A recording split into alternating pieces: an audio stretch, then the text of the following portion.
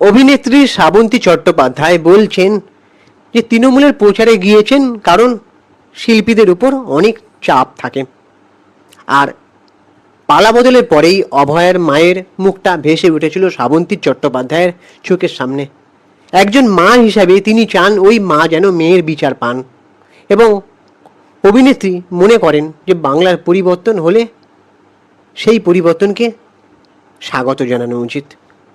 আমরা সোশ্যাল মিডিয়ায় অনেকেই দেখতে পাচ্ছি যারা ভোটের একটা দলের প্রচার করেছেন, তারা পালাবদল হতেই রাতারাতি অভয়ার মায়ের বিচার চেয়ে পোস্ট করছেন এবং পাল্টে খাচ্ছেন নানান দিক থেকে। তো আজকে শ্রাবন্তী চট্টোপাধ্যায়কে নিয়ে সেই প্রসঙ্গে আসা যাক যে শ্রাবন্তী চট্টোপাধ্যায় কি পাল্টে খেলেন? শ্রাবন্তী চট্টোপাধ্যায় অনেক কিছুই জানিয়েছেন, সেগুলো যদি আগে জানাতেন ভালো হতো। আজকে এক এক করে আসি। এই ভিডিওর মাধ্যমে শ্রাবন্তী চট্টোপাধ্যায়কে কোনো রকম খারাপ কথা আমি বলতে চাই না, আর আমি এইভাবে ভিডিও বানাইও না, কিন্তু ভিডিওর আগে আমার বলে নেওয়াটা দরকার যে ওনার প্রতি রেসপেক্ট রেখেই আমি এই ভিডিওটা বানাচ্ছি। কারণ ছোটোবেলা থেকে ওনার ফ্যান। যখন মায়ের বাঁধন সিনেমাটা দেখেছিলাম বুম্বাদার সঙ্গে, তারপরে একে একে জিৎদা, দেবদা, সবার সাথে যে ছবিগুলো দেখেছি, সেই ছবিগুলো দেখে কোথাও গিয়ে ওনাকেও ভালো লাগতো। এখনও চেয়েছিলাম যে ভালো কিছু সিনেমা উপহার দিক। দেবী চৌধুরানীতে একটা ভালো সুযোগ উনি পেয়েছিলেন, যদিও পলিটিক্সের কারণে সিনেমাটা চলেনি। তো সেই সিনেমাটার প্রচারও করেছি আমরা অনেক। চলো, আমি সুপ্রিয় রয়েছি তোমাদের সঙ্গে। আমার একটা ছোট্ট রিকোয়েস্ট, চ্যানেলটাকে সাবস্ক্রাইব করে দাও, ভিডিওটাকে একটা লাইক দাও। শ্রাবন্তী চট্টোপাধ্যায় বলছেন যে এই যে শুভেন্দু অধিকারী উনি মুখ্যমন্ত্রী হিসেবে শপথ নিয়েছেন, সেই মুহূর্তে নিজের মনের কথা অনেক কিছুই মেলে ধরেছেন। যেমন তিনি বলছেন যে সত্যি কথা বলতে প্রথমেই অভয়ার মায়ের মুখটা ভেসে উঠেছিল, মনে হলো এইবার তিনি বিচার পাবেন, সেই আশায় বসে আছে। নির্যাতিতার মায়ের প্রতি আমার অসীম শ্রদ্ধা। তিনি অভয়ার জন্য লড়ে যাচ্ছেন। একজন মা হিসেবে অবশ্যই আমি চাইব তিনি যেন তার মেয়ের বিচার পান। এই পরিবর্তনটাই কি চেয়েছিলেন? শ্রাবন্তীর স্পষ্ট উত্তর যে আসলে জনতাই জনার্দন। সত্যি যদি পরিবর্তন আসতে পারে, সত্যি যদি বাংলার জন্য ভালো কিছু হতে পারে, তাহলে কেন চাইব না পরিবর্তন? যারা চাকরি পাচ্ছেন না তারা যদি চাকরি পান, ভালো। তো আসলেই সঠিক কথাটা যদি সঠিক সময়ে বলা হয় তাহলে বেশ ভালো লাগে। একজন সাধারণ নাগরিক হিসাবে আমরা যারা নিজের কষ্টার্জিত অর্থ দিয়ে যখন একটা সেলিব্রিটিকে ওপরে তুলি, তাদেরকে যখন আমরা চাই বলেই তো তারা সিনেমায় চান্সটা পান। শ্রাবন্তী চট্টোপাধ্যায়কে আমার কত ভালো লাগতো। দেখো, যেমন জিদ্দার সঙ্গে চ্যাম্পিয়ন ছবিটা যখন আমরা দেখেছিলাম, তখন কিন্তু সেখানে জিদ্দা মেন ক্যারেক্টার হলেও শ্রাবন্তী চট্টোপাধ্যায়ের অভিনয় কোথাও গিয়ে মন কেড়েছিল। কারণ শ্রাবন্তী চট্টোপাধ্যায়ের যে ক্যারেক্টারটা ছিল সেখানে জিদ্দা শ্রাবন্তী চ্যাটার্জির সঙ্গে বিট্টি করছিলেন। কোথাও গিয়ে শ্রাবন্তী চট্টোপাধ্যায়ের জন্য চোখে জল আসছিল। তার মানে আমরা সেই অভিনেত্রীকে প্রায়োরিটি দিয়েছি বলে সেই অভিনেত্রী পরপর ছবি করতে পেরেছেন। পুরুষকেন্দ্রিক ছবি হলেও একটা নায়িকার জায়গা তখনই হয় যখন আমরাই সেই পুরুষকেন্দ্রিক ছবিকে অ্যাকসেপ্ট করি বা সাদরে গ্রহণ করি, তাই তো? তাহলে সেই সেলিব্রিটির দায়িত্বজ্ঞান থাকা উচিত। সে যখন এতগুলো মানুষের অনুপ্রেরণা, সোশ্যাল মিডিয়ায় লাখ লাখ কোটি কোটি ফলোয়ার, তাহলে তারা যখন একটা দলের হয়ে প্রচারে যান, তখন তাদের কিছু দায়িত্বজ্ঞান থাকা উচিত যে দলের হয়ে প্রচারে যেমন যাচ্ছি সেই দলের ভালো মন্দ কিছু তুলে ধরব। এখন যেমন সরকার পালা বদলের পর তিনি বলছেন চাকরি দরকার, এটা এখন অনেকেই বলবে, কিন্তু যখন এই সরকার শাসক দল ছিলেন তখন কিন্তু কেউ বলেননি, এতগুলো মানুষ ভোটের প্রচারে গেলেন, কেউ একটা কথা বলেননি যে চাকরিটাও দরকার, কর্মসংস্থানটাও করা দরকার। বা বিভিন্ন মিডিয়া প্রেস কনফারেন্সে যখন তারা সিনেমার প্রচারে যান, সেখানে যদি 2 মিনিট সাধারণ মানুষের হয়ে কথা বলেন যে সরকারের তো এই দিকটা একটু ভেবে দেখা দরকার, যেটা হচ্ছে কর্মসংস্থান বা অভয়া কাণ্ডের বিচারটা আমরা চাই, এই দুটো কথা কিন্তু কোথাও গিয়ে সেই সিনেমার প্রচারটাও হয়ে যায়। এটাই তারা বোঝে না। সবসময় নিজের পিঠ বাঁচিয়ে চলা বা নিজের স্বার্থ সিদ্ধির করার কথা অনেকেই ভেবে থাকে। আজকে যখন সরকারের বদল ঘটেছে তখন অনেকেই পাল্টে খাবে, অনেকেই এমন ধরনের কথা বলবে, অভয়ের বিচার চান বা কর্মসংস্থান দরকার ইত্যাদি। তো এই যে নির্বাচনে তৃণমূলের হয়ে প্রচার করেছিলেন শ্রাবন্তী, মমতা বন্দ্যোপাধ্যায়ের ডাকেই কি প্রচারে গিয়েছিলেন? এ কথার উত্তরে তিনি বলেন যে আমি একজন শিল্পী, আর একজন শিল্পী হিসাবেই গিয়েছিলাম প্রচারে। শিল্পীদের উপর অনেক চাপ থাকে। আচ্ছা, আমি ছাড়াও অনেকেই দিদির আহ্বানে প্রচারে গিয়েছিলেন, আমি তো নগণ্য। ভোটের প্রার্থী তালিকা প্রকাশের আগে আমায় অনেকেই প্রশ্ন করেছিলেন আমি প্রার্থী হচ্ছি কিনা, আমি তো দলে যোগ দিইনি, কারণ আমি জানি আমি হব না। তবুও তিনি প্রচারে গেছিলেন। আর একজন শিল্পী হলেই যে একটা দলের প্রচারে যেতে হবে এমন কোনো কথা নেই। আচ্ছা, এখন কোনো দলের প্রচারে গেলে যে কোনো অর্থ তিনি নেননি বা কেউ নেয় না, এটা নিয়ে আমার বলার ধৃষ্টতা নেই, কারণ এটা আমি জানি না। ঠিক আছে, সেটা ভেতরকার ব্যাপার। এটা নিয়ে অরিত্র দত্ত বণিক বলেছিলেন দেবদার নামে যে যারা বলেন রাজনীতি বুঝি না, তাহলে রাজনীতিতে আসেন কেন? আর রাজনীতিতে এসে যে বেনিফিটগুলো পান সেগুলো তাহলে তারা নেন কী করে? কারণ অরিত্র দত্ত বণিকের একটা পুরানো সাক্ষাৎকার আমরা দেখেছিলাম, যেখানে বলেছিলেন যে দেবদার নামে আঙুল তুলে যে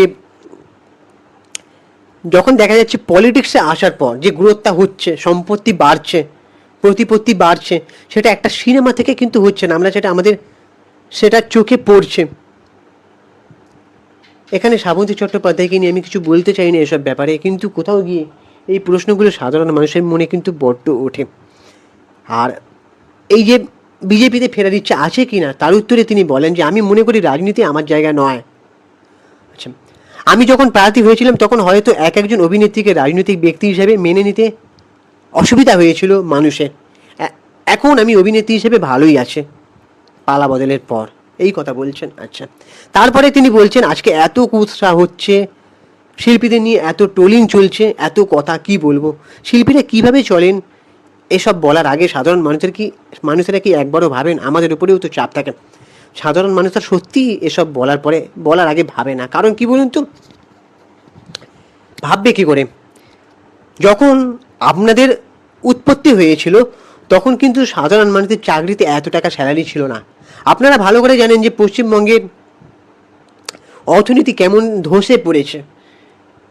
এটা কিন্তু আগে ছিল না এতটা। এখনো পর্যন্ত কিছু জায়গায় যখন কেউ নতুন চাকরিতে জয়েন করে, কেউ 8,000 টাকা, কেউ 10,000 টাকা স্যালারি পায়, কিন্তু এখন 2026-এ দাঁড়িয়ে এই স্যালারিটা কি পাওয়ার যোগ্য তারা?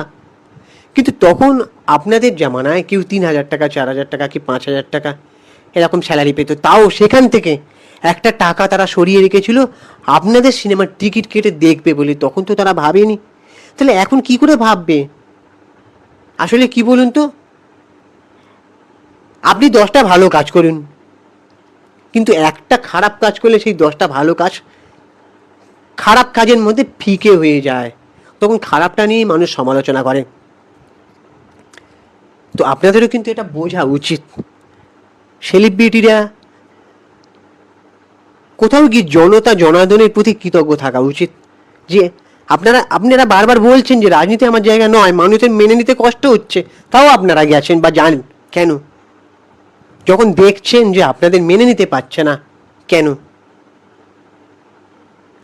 আজকে যদি সেই সাধারণ মানুষগুলো আপনাদেরকে সেলিব্রিটি না বানাতো বা আপনাদেরকে অ্যাকসেপ্ট না করতো, তখন আপনাদের মনে হয়নি যে আমরা প্রথমে অভিনয় শিল্পী হিসাবে এসেছি, আমরা পলিটিশিয়ান হিসেবে আসিনি? তাহলে আমাদের উচিত ছিল পলিটিশিয়ান হিসেবে এন্ট্রি নেওয়া প্রথমে। 2021-এর বিধানসভা নির্বাচনে তিনি বিজেপির হয়ে বেহালা পশ্চিম থেকে লড়েছিলেন। তার বিরুদ্ধে প্রার্থী ছিলেন তৃণমূলের পার্থ চট্টোপাধ্যায়। 50,884 ভোটে হেরেছিলেন শ্রাবন্তী চট্টোপাধ্যায়। সেই লড়াই জিততে না পারার আফসোস এখনও তার আছে। শ্রাবন্তী তাই বলেন যে বেহালা পশ্চিম আমার পাড়া, আমার স্কুল, আমার বেড়ে ওঠা, সবটাই ওই জায়গায়। তবে সুযোগটা পেয়েছিলাম বলে খুশি হয়েছিলাম, তার জন্য বিজেপির কাছে কৃতজ্ঞ। মানুষ আমায় গ্রহণ করেনি, জনগণের রায়ে সেই হার মাথা পেতে নিয়েছিলাম।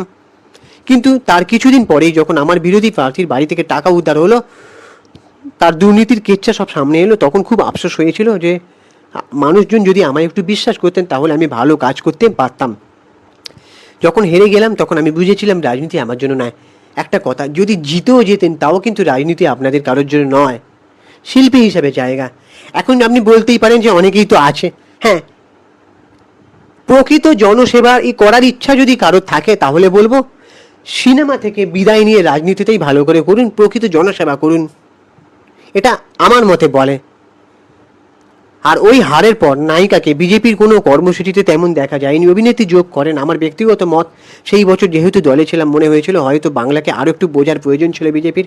এখন তারা বাংলাকে বুঝে নিয়েছেন, তাই হয়তো এবারে নির্বাচনে তারা জিতে গিয়েছেন।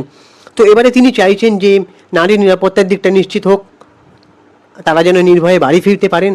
আমি চাই যারা যোগ্যতা থাকার পরেও বাড়িতে বসে আছেন তারা যেন চাকরি পান। অবশ্যই রাস্তাঘাটের কথা বলবো, সেগুলো যেন উন্নত হয়, দরিদ্র সন্তানেরা যেন পড়াশোনার সুযোগ পায়। এখন একটা নতুন সরকারের আগমন ঘটেছে বলে আপনারা এই প্রার্থনাগুলো করছেন, খুব ভালো। কিন্তু আগে সরকারের কাছেও কোথাও গিয়ে এইগুলো কিন্তু প্রার্থনা করা উচিত ছিল। সোশ্যাল মিডিয়ার মাধ্যমেই করতে পারতেন, প্রেস মিডিয়ার সামনেই বলতে পারতেন, তাতেই মানুষ সাদরে মাথায় তুলে নিত। শ্রাবন্তী চট্টোপাধ্যায় একজন ভালো অভিনেত্রী, তাকে আমার বারবার মনে হয়, বারবার বলে এসেছি যে তাকে ব্যবহার করা উচিত ভালো করে। দেবী চৌধুরী রানীর একটা ভালো সুযোগ তিনি পেয়েছিলেন, উল্টো দিকে প্রসেনজিৎ চট্টোপাধ্যায় ছিলেন। যদিও প্রসেনজিৎ চট্টোপাধ্যায় অভিনয়ে তার অনেকটাই কেড়ে নিয়েছিলেন, কিন্তু তাও শ্রাবন্তী চট্টোপাধ্যায় আরও ভালোভাবে চেষ্টা করতে হবে। টলিউড থেকে বাঁচাতে হবে, টলিউড ইন্ডাস্ট্রির হালটা ধরুন এবারে, আর ভালো ভালো ক্যারেক্টার নিয়ে ঘাঁটাঘাঁটি করুন। রাজনীতি সত্যি আপনাদের জায়গা নয়, এটা বুঝতে হবে। আপনাদের মানুষ সুযোগ দিয়েছে, এখনও ভালো ভালো ছবি উপহার দিন, চেষ্টা করুন। আর শ্রাবন্তী চট্টোপাধ্যায়ের ওই যে ব্যক্তিগত ব্যাপার নিয়ে অনেকে টোল মিম করে, সেগুলোকে আমি একদমই সমর্থন করি না। ব্যক্তিগত জায়গায় বিবাহিত জীবন বা ভালোবাসার জীবন নিয়ে ব্যক্তিগত তাদের কি আছে না আছে আমরা ভেতরে সবটা জানি না, তাই সেসব নিয়ে কথা বলা আমাদের উচিতও নয়। কিন্তু যেটা জনার্দন বলছে তাদের রায়টা প্লিজ মাথা পেতে নিন, তাদের ব্যাপারটা এবার একটু বোঝার চেষ্টা করুন। রাজনীতিকে বিদায় জানিয়ে এক মন দিয়ে ভালো করে সিনেমার কাজটা করুন। আপনাদের উপর অনেক আশা আছে, টলিউড ইন্ডাস্ট্রির সংস্কৃতি ভালো হোক। আর মানে এখন তো যারা ছিলেন তারা হয়তো ক্ষমতায় ছিলেন, ফেডারেশনের যে বিশ্বাস ব্রাদার্সের নামে অনেক অভিযোগ আছে, আশা করি তেমন কিছু আর হবে না, এবারে আস্তে আস্তে ভালো কিছু হবে, সেদিকে একটু নজর দিন। সবার সাথে তাল মিলিয়ে আমার মনে হয় ভালো হবে। শ্রাবন্তী চট্টোপাধ্যায়কে অনেক শুভেচ্ছা, আশা করি। আর আপনারা তাকে টোল মিম করবেন না, এটাই আমার ব্যক্তিগত চাওয়া। এবার তোমাদের কি মনে হয় তোমরা অবশ্যই কমেন্ট করে জানাও। আর আমাদের ইউটিউব চ্যানেলটাকে সাবস্ক্রাইব করে দাও, ইউটিউবে সুপ্রিয় পৌঁছালি সিনেমেরিয়া, ওখানে গিয়ে সাবস্ক্রাইব করো, চ্যানেলটাকে সাবস্ক্রাইব করো, ভিডিওটাকে লাইক করো। আমি ইনস্টাগ্রামে রয়েছি সুপ্রিয় পৌঁছালি সিনেমেরিয়া অথবা চিঙ্কে বাবু 2531। চলো টাটা, দেখা হচ্ছে পরের ভিডিওতে। জয় হিন্দ, বন্দে মাতরম।